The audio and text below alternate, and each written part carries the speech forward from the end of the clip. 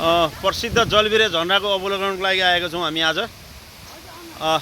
हेर्नुहोस् त अत्यन्तै सुन्दर छ, कति लामो डिस्टेन्समा छ। हाम्रो लायन्स मित्रहरू पनि अवलोकन गर्दै हुनुहुन्छ, लायन्स मित्र नन लायन्स मित्रहरू सबैजना खुसी साथ। कति रमाइलो दृश्य छ यो।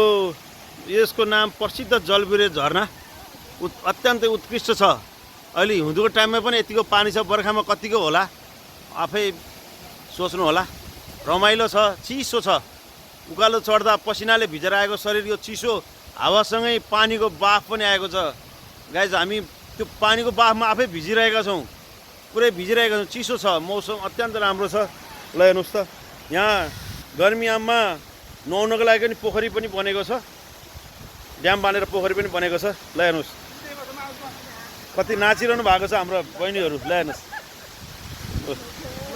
ल।